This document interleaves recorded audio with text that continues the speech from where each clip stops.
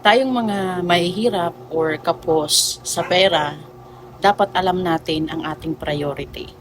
Ano bang dapat nating unahin? Ang butane or ang gin?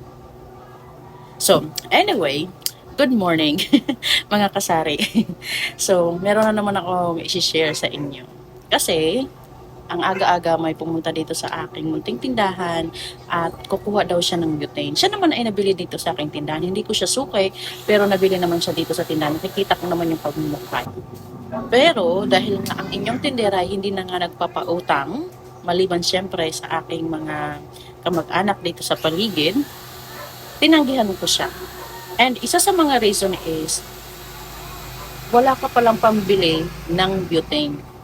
Bakit last night, nakapag-alak-alakan ka, nakabili ka ng gin?